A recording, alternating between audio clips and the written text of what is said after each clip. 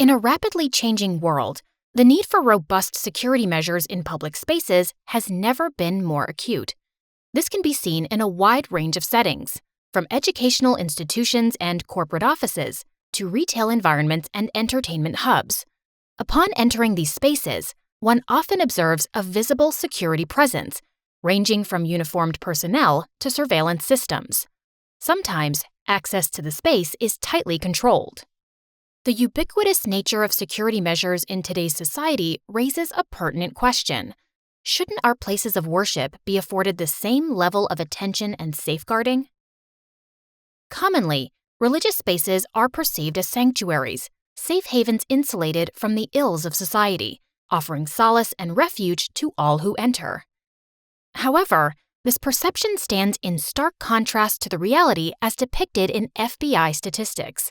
According to the FBI, places of worship in the U.S. annually report a staggering 15,000 crimes. This includes some 630 violent crimes, broken down as follows. More than 350 instances of aggravated assault, over 140 reported robberies, more than 135 cases of sexual assault, more than 7 reported homicides. Bear in mind that each of these reports could represent multiple victims. The annual figures for property crimes related to houses of worship are equally disturbing. Over 8,495 larceny theft incidents, more than 5,065 burglary cases, over 530 motor vehicle thefts, over 140 cases of arson. A closer look at these figures uncovers some concerning trends. Reports of sexual assault have seen a marked increase, maintaining elevated levels since 2018. Aggravated assaults have witnessed a significant uptick. Arson cases have experienced a noticeable surge. Motor vehicle thefts have been on an upward trajectory for the past 5 years.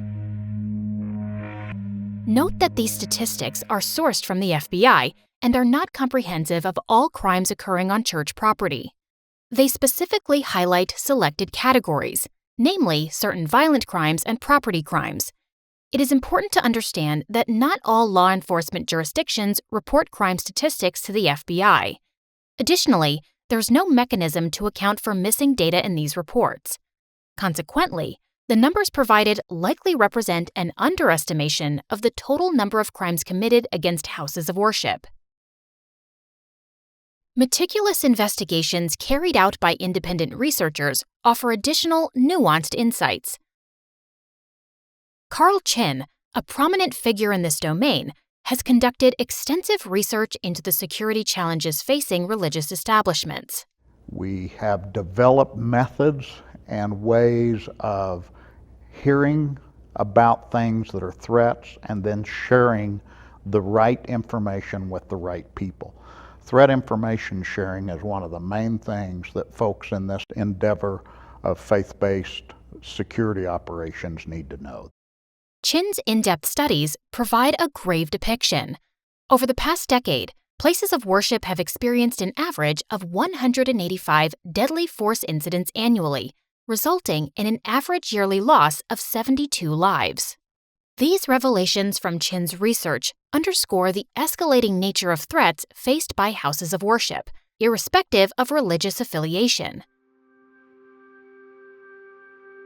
While these spaces symbolize unity, peace, and solace, they are not immune to the challenges of the modern world. In light of this, it is imperative that we collectively take action to fortify the security of our sacred spaces, ensuring they remain safe havens for all. Together, we can enhance security measures, uphold the sanctity of our places of worship, and foster an environment of safety and peace. Why are there so many crimes associated with places of worship? The answer may lie in the fact that worship spaces operate in a unique way, in a way which can inadvertently create opportunities for criminal activity. There are 5 special features of worship spaces that make them especially vulnerable. Open accessibility. freedom of movement, activity during off-peak hours, unattended vehicles, periods of inactivity. Let's look at each of these features one at a time. Open accessibility. Most places of worship pride themselves on being open and welcoming to everyone, maintaining unlocked doors during services and events. This means that anyone can enter without needing to show identification, and all are embraced regardless of their background. While this openness is central to the values of many religious communities, it also means that security measures might be lax, providing easy access for potential troublemakers. Freedom of movement.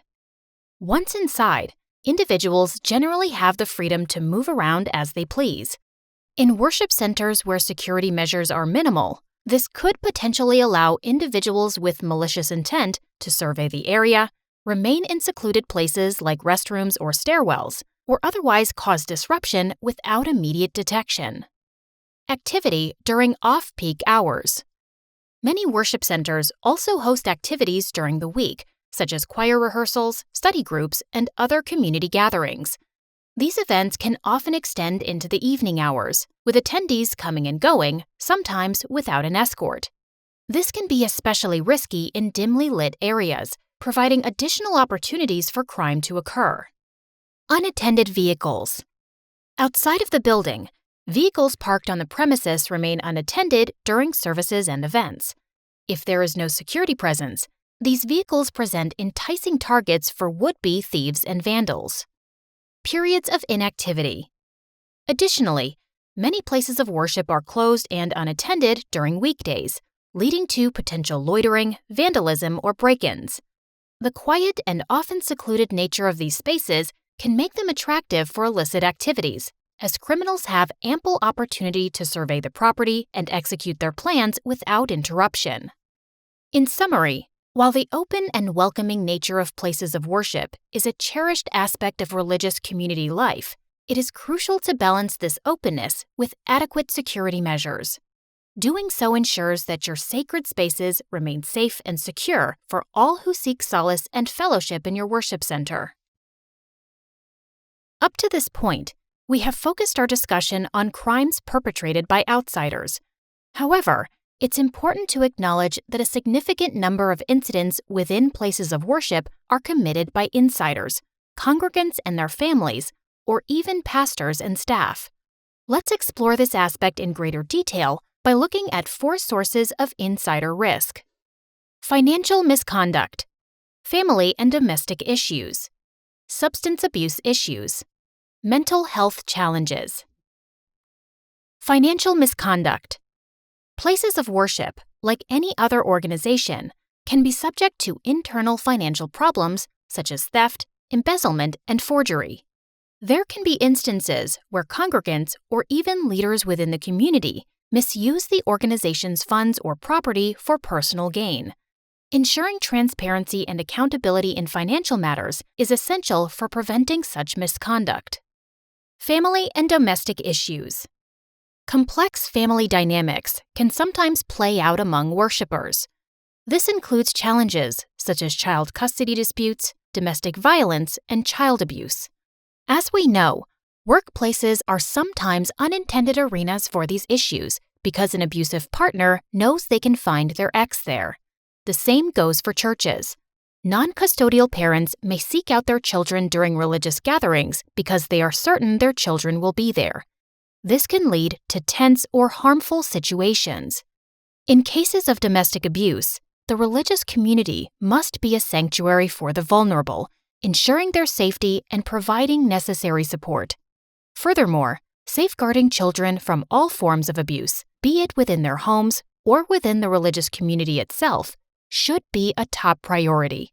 Establishing and enforcing robust child protection policies are critical steps in this direction. Substance abuse.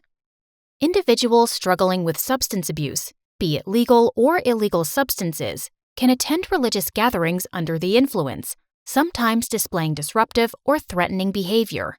The religious community should be prepared to address these situations, ensuring the safety of all congregants while providing support and resources to those in need. Mental health challenges. Likewise, individuals dealing with mental health issues or their family members may find themselves in crisis during religious gatherings. The community must foster a supportive environment, promoting emotional well-being and directing individuals to appropriate help when needed. In this lesson, we've considered why it's important for houses of worship to have a safety team or a safety ministry. We've learned that houses of worship are not exempt from criminal activity. In fact, some characteristics of worship centers make them appealing targets for criminals. Safety teams need to be aware of the ways their worship center might be attractive to would-be troublemakers and set up procedures and systems that can thwart criminal activity. We'll talk more about how to do this throughout this course. We've also discussed how some issues may be created by the congregants themselves. This means safety team members must be sensitive to personal and family issues that can spill over into the religious setting. They must be able to identify challenges and resolve issues in a caring and supportive manner. This course will outline some ways to do this. The bottom line is this: while places of worship aim to be welcoming and inclusive, it is vital to maintain a balance, implementing preventative measures and providing support to address the complex issues that may arise within the community.